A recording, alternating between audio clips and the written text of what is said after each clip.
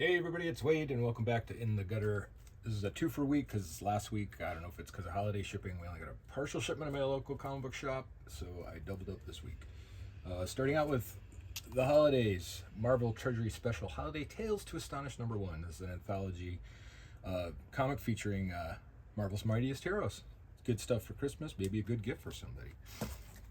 Avengers Assemble #4. This is a variant edition with a Neil Francis Yu cover.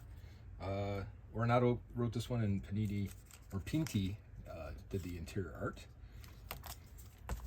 And the Avengers vs. X-Men Round 2 and the Avengers 21. This is McKay and Sheety.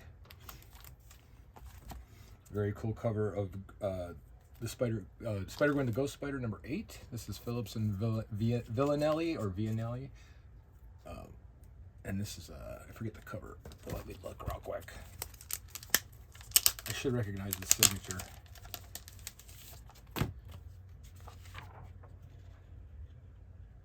Mark Brooks. That's the Mark Brooks stamp. I gotta remember that for next time. Thank you for being patient. I'm sure you were screaming Mark Brooks into the monitors all over the place. I missed this last week.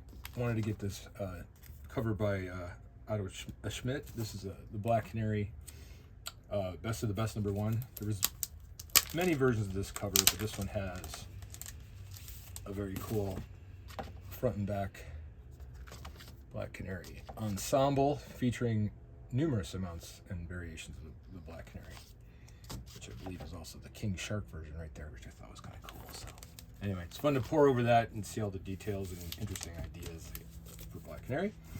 Then this week we had Neil Gaiman's Anansi Boys #6 with Mark Bernardi writing and Sean Martin-Barrow artwork. These are David Mack covers.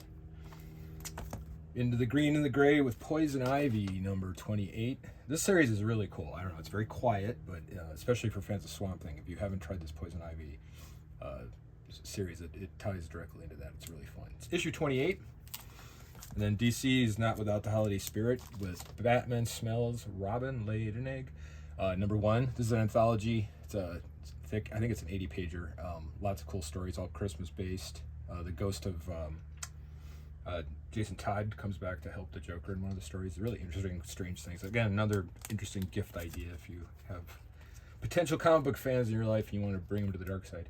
Cruel Universe #5 from EC, from Oni Press.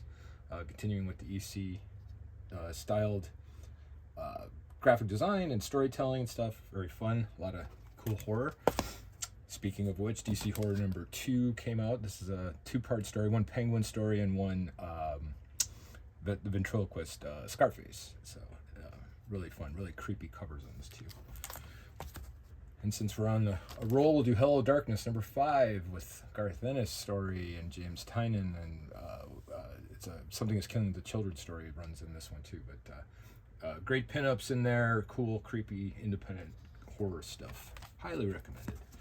And then Batgirl #2 and the cardstock variant. Just thought they were both cool, so I picked it up. And the Ireland's storyline for Amazing Spider-Man. This is getting a little off my radar. I like the previous McKay and John Romita Jr. story a little better, but anytime we get into the Mystic stuff and Spidey armor and whatever, I'm just kind of patiently waiting for it to finish. But hey, to each their own, right? And this is a House of X variant. What if Mickey and Friends entered the Krakoan age? And I've been collecting all the Disney variant covers that I can get. And last but not least, a pure cover for Scott Campbell, J. Scott Campbell, Laura Kinney, Wolverine #1. I'm just not an X-Men person. I'm more of a Avengers person, just because you have to draw the line somewhere, and the X universe is just like a whole other thing. But I do like dipping in once in a while. And Laura Kinney's a cool character, and this is an excellent cover. So there you go. All right, everybody, getting into the holiday season. Hope you're getting ready to have a happy one. And until then, keep your mind in the gutter.